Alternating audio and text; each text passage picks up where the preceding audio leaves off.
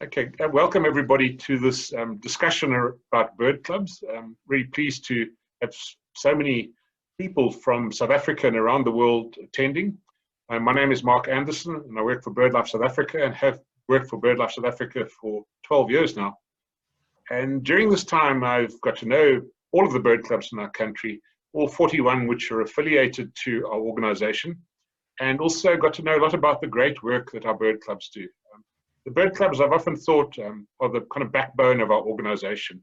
They do a lot of things that we as a bird conservation NGO can't necessarily do. For example, introducing people to the wonderful world of birds. That's really the bird club's responsibility. So we have a panel of guests who are going to be answering a few questions about bird clubs and what the bird clubs do. We're going to keep it very informal. And it's really a great pleasure for me to introduce our guests. Priscilla Beaton is the chair of Cape Bird Club. Kanyasani Falake is on the Cape Bird Club committee, and she's a teacher and she's very involved in environmental education. Yvonne Pennington was the chair of Sandton Bird Club, and she now serves on our board, also chairs one of our board subcommittees, and she's also the chair of the BirdLife South Africa Northern Region Bird Club Forum. And then Duncan McKenzie is on the committee of BirdLife Lowveld. He's a very active member of the bird club, and his particular interest is in atlasing and citizen science. So that's our panel, and I'd like to thank you very much for your time. So Priscilla, what I've gathered over the years is our bird clubs are very, very active. You as chair of Cape Bird Club, maybe you could just tell us a little bit about what your club does.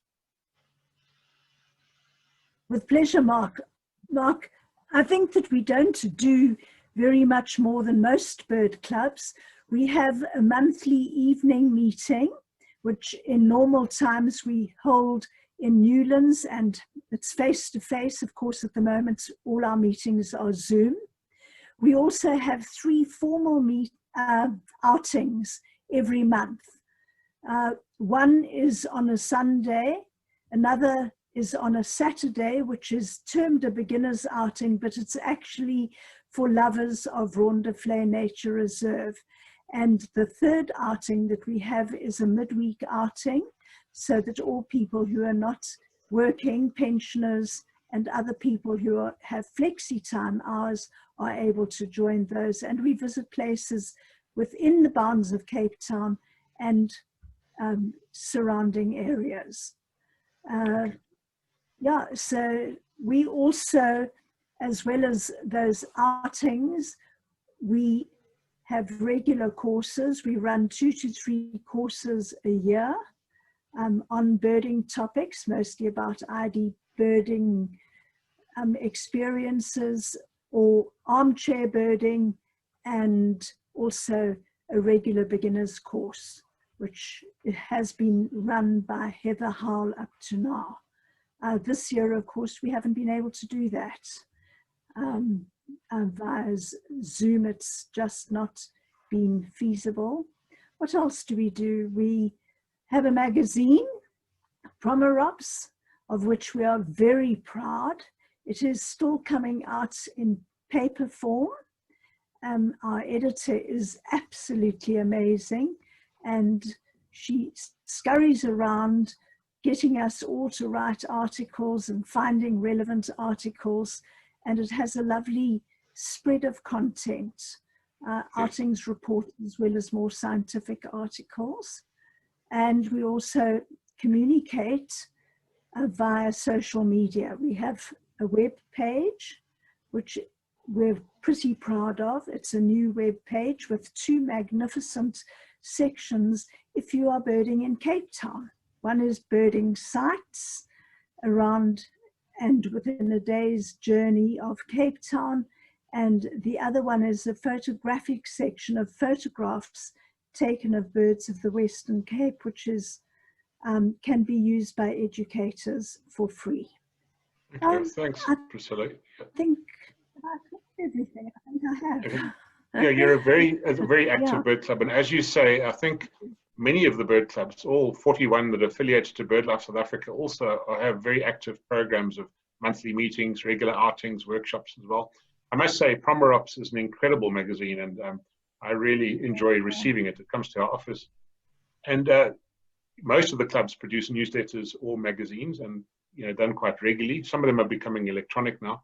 And Duncan, BirdLife Lowveld also produces a really incredible, I think you call it a newsletter, the Hornbill, and that comes out quite regularly as well. Can you tell us a bit about it?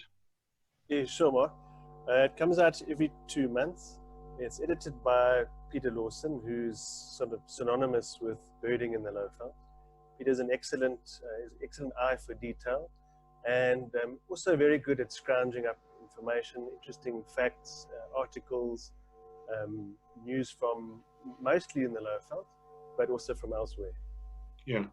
So what's quite nice is the newsletters and magazines that are produced by the clubs are kind of area specific. So if you belong to that club, you're going to hear about new members that have joined. You're going to hear about all the outings, the program of meetings, but also some of the interesting sightings as well. So they're really, really useful.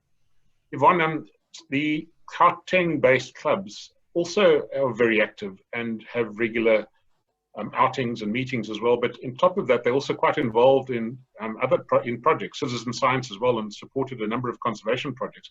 And one of the things I know you did a few years ago in preparation for Flock at Sea 2017 was actually had a course, seabird identification. So the bird clubs up in the northern parts of the country are exceptionally active too. They are. I mean, a lot of them are involved in citizen science projects, very much so. We have a forum meeting once a quarter, or 3 times a year, in fact, where we share the activities of the various different clubs in the northern areas. Some clubs are more active than others in various different respects. But then as a forum, we try and do various activities from time to time. So a couple of years ago, before Flock 2017, Flock to Sea, we had a seabird course up here, which was very successful, because I mean, we don't know an awful lot about those birds up here, Priscilla. So we had Ross Wanless ran the course, and we ran it as a sort of a course for all of the, well, I suppose the local clubs up here who are not are based at the sea. Yeah. So Yvonne, the forums is essentially all of the clubs in the northern areas get together a few times a year, yes, to exchange ideas and so on. Yeah, yeah. It's yeah, we do, and all the clubs exchange their activities, the speakers that they've been using, and various sightings, and where they've been, new outings, suggestions. So we pick up on each other all the time. In fact, I had an email today from one of the club chairs asking about a particular project that we'd had in BirdLife Sandton recently. So we share ideas and share a lot of our activities, which is really great. It makes for a nice birding community. Yes, and I attend quite a few of those forum meetings, and the camaraderie amongst the club representatives is really nice. It's really nice to see, and people are willing to share information. So, one of the things about, bird watching and membership of bird clubs is generally it's an aging demographic. Kanyasani said it's really nice to see you're involved. You're young, and you're a teacher, and you've joined the Cape Bird Club Committee, which is really nice. And your passion is educating the youth, which is really fantastic. Do you want to tell us a bit about what you're doing? Well, the main purpose really was to not just educate the youth about birds, but it's been about to try and almost have a cultural exchange using birding as the entry point, and just making the youth be aware of so many things that are involved when it comes to birding. It's not just about the birds, it's about conservation. It's about getting all of these different experiences that you get when you're in the field with other young people, just learning from each other. Yeah, that's fantastic. And I know that some of the Western Cape bird clubs, Cape Bird Club and Tygerberg Bird Club in particular, and Somerset West Bird Club have some outreach programs that are actually working with schools And Priscilla, I think there's several schools that Cape Bird Club is working with. Yes, before lockdown, we were working with 2 primary schools in the Steenberg area, both really deserving schools. And the key to working with schools, we have found, is to have a champion teacher in the school. And we had planned before COVID hit us that we were going to expand into another primary school, plus through Kanyasani, we were going to reach out to high school learners to perhaps create birding experiences for them together, whether it was through the Bird Club providing transport and organizing guides, whatever. But even Kanyasani needs to tell you a little bit about the exciting projects at Claremont High School, but they joined the Cape Bird Club on many of our outings, and it was such fun to have them along with us because they were so enthusiastic.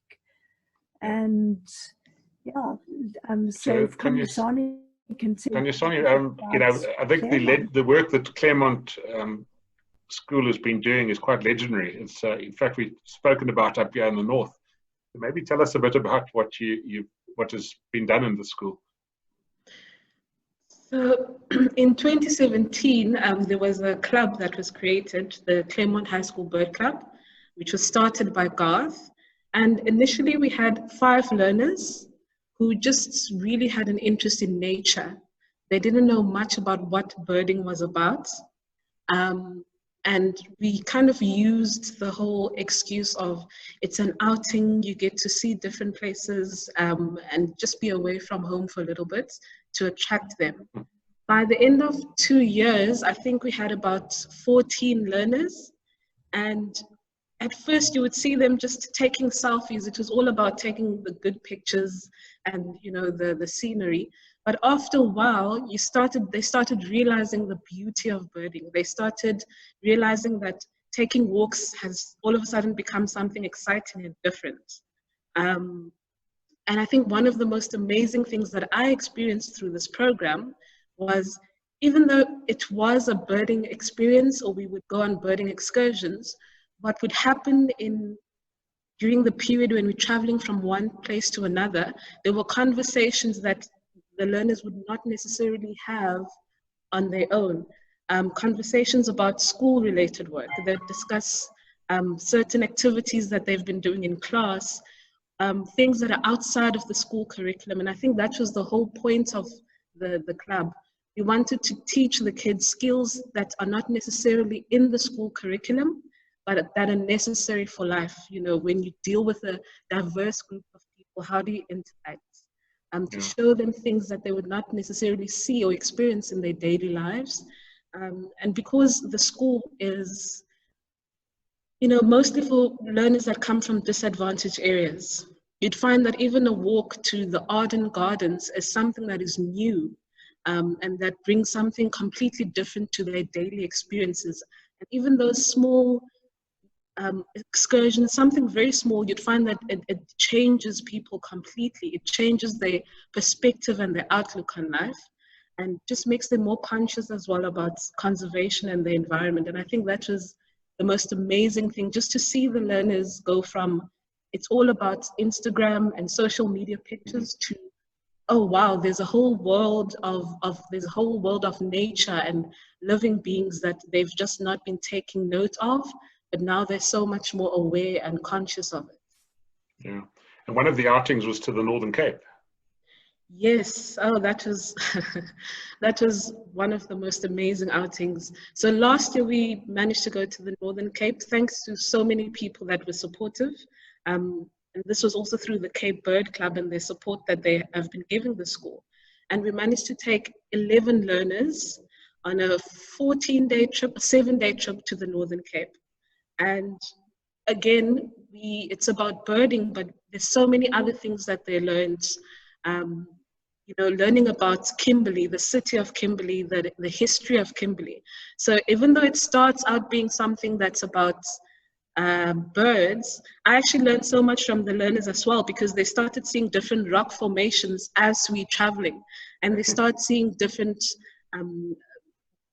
habitats, and they started talking about the arid areas and the sandy dunes. So all of these things that they wouldn't necessarily be able to see or just experience from a textbook, they were able to see and experience them in real life. And even today, I think 2 days ago, we have a WhatsApp group for the learners.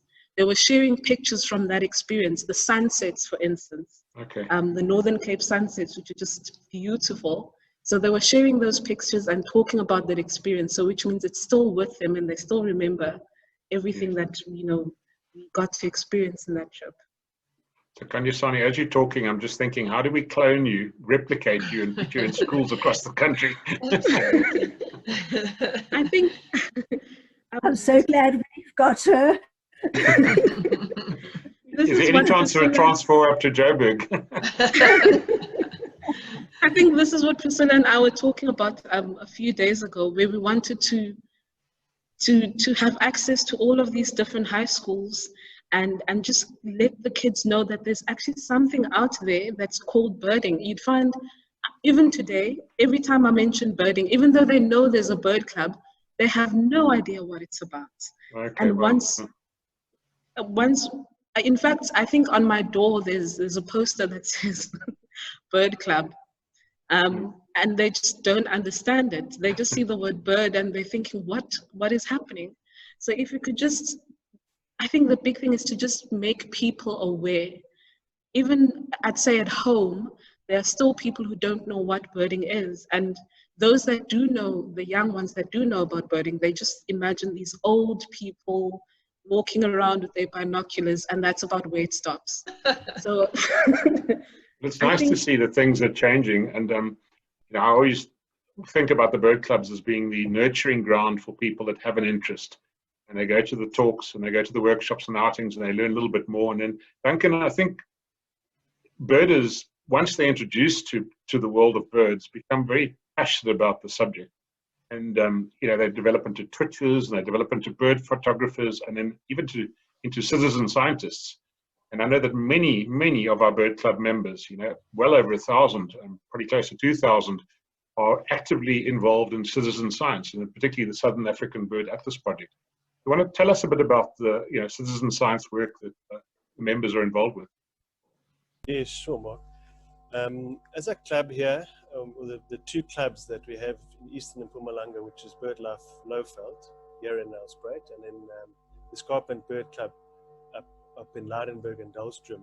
Between the two clubs, we're probably involved in 7 or 8 citizen science projects. Not all of them are formal projects. Some of them would probably be best described as conservation projects. They include the Southern African Bird Atlas Project, which is our biggest citizen science project here. We've been involved in 2 quite large projects, mini projects or sub-projects with the Atlas. The first one was called Turning Kruger Green, whereby Peter Lawson was the coordinator. We visited every single pentad in Kruger at least 4 times. And that data is invaluable because if you think of the red data, conservation assessments, if you think of publications, scientific papers, so all that data has contributed directly to conservation publications. We've shifted westwards. We're now on the escarpment. So our next Atlas project, a citizen science project, is called GEM, Greening the Escarpment of Mpumalanga. And another committee member is heading that up. His name is Jacques de Villiers. And we're replicating the success of Kruger onto the escarpment. So we want to green the entire Mpumalanga escarpment. We've also fortunate to have Dr. Garth Batchelor, who studies all our raptors here around Nelspruit, and he actively monitors probably more than 40 crowned eagle nests. So he's it's part of what our club, one of the portfolios that he's on. Don Williams, another committee member, he's very involved with bird ringing. We've got Mark Cronier, who's a very active bird atlaser as well, Johan Goos, another very active atlaser, and then myself involved with SADAP 2 in the provincial level, vetting the out-of-range forms and assisting atlases here and there. So as a club, there's a lot of citizen science projects. There's car counts, which the Escarpment Bird Club coordinates, the coordinated avifaunal road counts, and also bald ibis nest monitoring. So there's a lot of these conservation stroke citizen science projects that the club members are collecting data, and it's invaluable data because some of our provincial departments, the ornithological posts are vacant or people are thin on the ground, and the bird club members can then cover those areas and work in conjunction with other NGOs, for example, EWT or even BirdLife. I think of the blue swallows and the white-winged flufftail, things like that. So there are a lot of conservation projects happening, very active club, very dedicated citizen scientists. So we're very fortunate. Yeah, so, you know, I mean, as you say, there's very few people doing ornithology in the provincial nature conservation agencies. And, you know, BirdLife South Africa also has limited capacity, as well as the other conservation NGOs. But yet there's an army of people out there who are prepared to get involved. And the data are invaluable. I don't know what we would have done without having all of the atlas data when we revised the Red Data Book, and we revised the Important Bird and Biodiversity Area Directory, for example. So, Yvonne, the people that are listening, you know, there may be people that are being exposed to birds for the first time and are wondering how they go about it. You know, would the next step be to try and get a hold of the local bird club and become a member? I mean, what would you recommend to somebody who's, you know, maybe has some, you know, youngish children and wants to expose them to the environment and, you know, wants to learn more about nature? What would your recommendation be to them?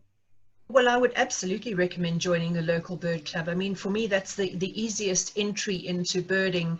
However you want to look at your birding, whether you're a keen novice or whether you're a fairly experienced bird and you want to bird with like-minded people, or if you want to get involved in projects. I mean, I think a bird club is the point of departure.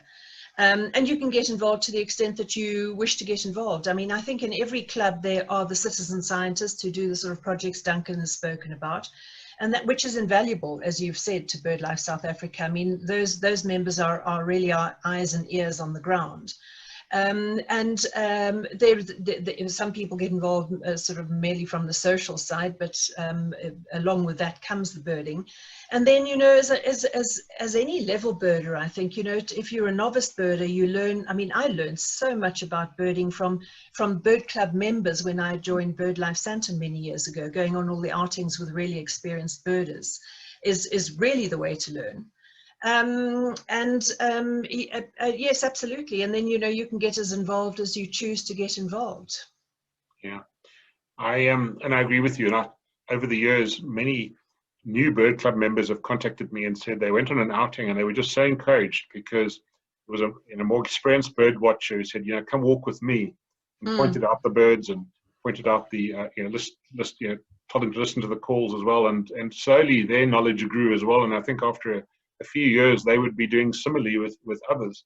And I think, yes, you know, the benefit then one hopes that, you know, from the beginning of becoming an interested birder, one then gets involved in the conservation of birds, which is the next step as far as I'm concerned. Exactly, yes. And one of the things I really like about the bird clubs is the meetings. So I think the meetings is the core activity that keeps the clubs together. There are obviously the outings and the workshops and so on, but the meetings, and most of the clubs meet monthly, and there's usually a presentation. And, you know, I've always thought that the members are given access to somebody that they would not necessarily have accessed themselves, because the clubs invite really good speakers to come talk about, you know, topical subjects, not necessarily only birds. It could be astronomy, and it could be geology, and it could be even botany. Duncan is a very knowledgeable botanist. So, and I've really enjoyed the bird club meetings, and a lot of them are quite fun. Some of them have a glass of wine afterwards, and some of them, like Cape Bird Club, has a shop as well, so you can buy books and other items after the meeting. There's always tea. I mean, the minimum there'd be is a cup of tea or coffee afterwards. But And a biscuit. it is really really nice thing to do. Priscilla, so Cape Bird Club, being one of the oldest clubs in the country, is doing really well. And I know Peter Steyn, who's your president, you're now celebrating the 70th anniversary of his membership of Cape Bird Club. That's phenomenal. I don't know if anybody's been a member of any of the bird clubs for that length of time. He joined the bird club when he was about 12 years old. And he still tells of how all the experienced birders took him under their wings and really nurtured his interest. Yeah. Yes, So yeah. it's great. He's an amazing man, and you know, we having a virtual bird fair, and we have a silent auction during the virtual bird fair, and Peter, being Peter, has donated a few books that are being auctioned as well, and we have to raise some money through the auctioning of those books. He's a very, very generous man. Now, the other thing about the bird clubs, and Duncan, maybe you want to answer this, is that there's a dedicated group of people that keep the clubs going.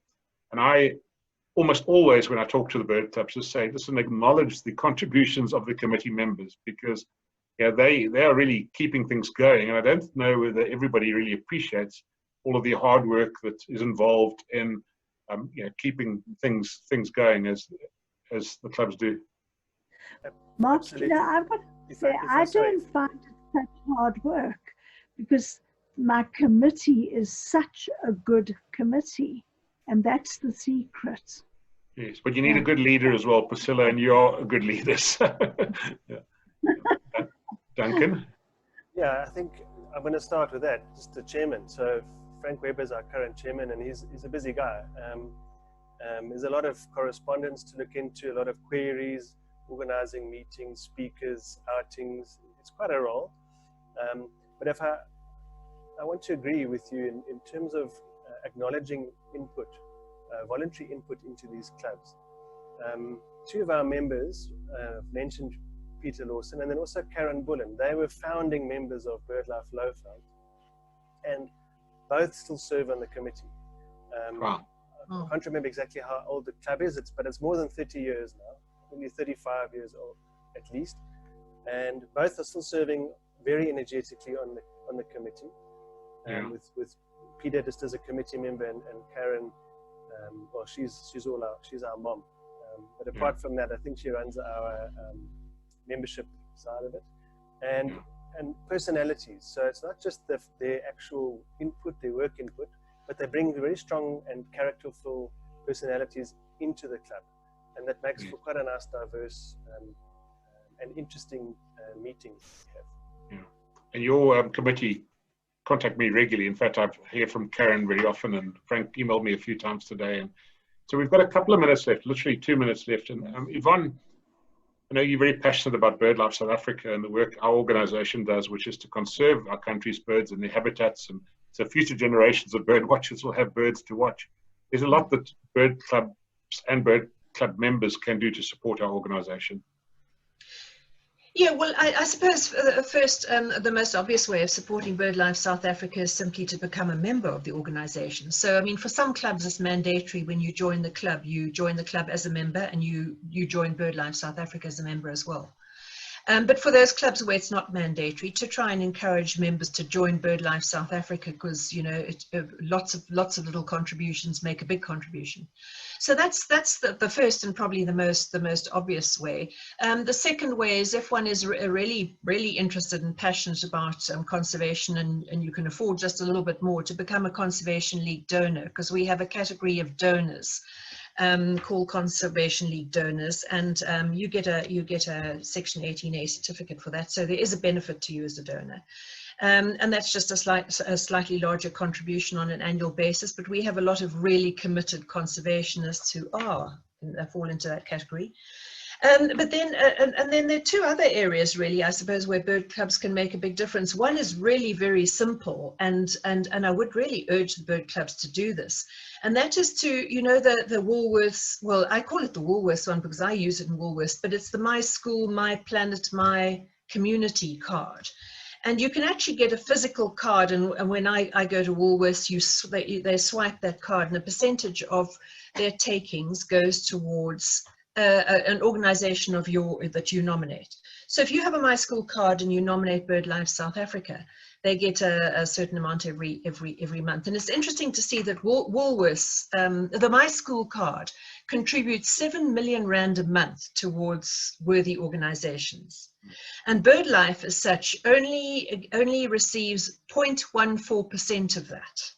And you know, it's really a project of mine to try and get that up just a little bit, you know, because it makes a considerable contribution towards BirdLife.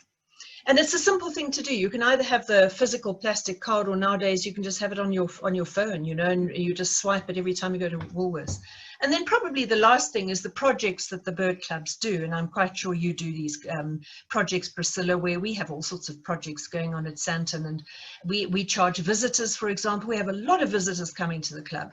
And then when we have a certain amount of funding, we decide, the committee decides to give it to BirdLife, to one or other of the projects, which also always helps. You know, for example, when we had the recent call for contributions towards the Bird Guides Relief Fund in this lockdown period, I think most of the bird clubs made a contribution because they have funds to do so, and that's that you know, which is really very helpful.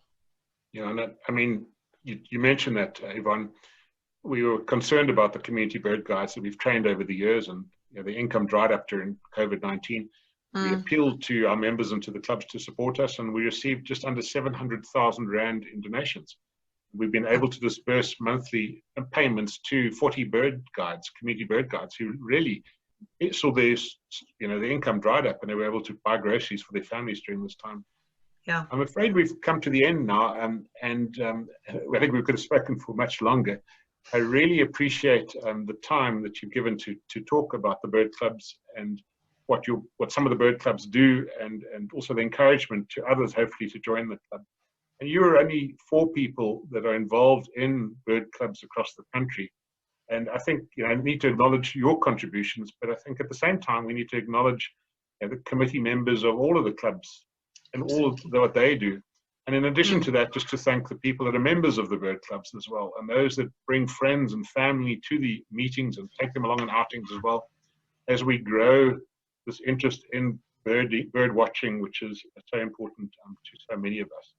And I think as a final comment, if anybody is listening, watching, and is interested in becoming a member of a bird club, please contact us. Go to BirdLife South Africa's website, and the contact details of our membership team are there. In fact, there's a page which lists all the different bird clubs around the country, and there's contact details for some of the committee members, and contact them, and maybe just go and attend a meeting or two and an outing or two, and see what it's like to be part of a community of people that love birds. So thanks very much to all of you, and I'm afraid it's come to an end. I really appreciate your time. Thank you. Thank you, Mark. Thank you.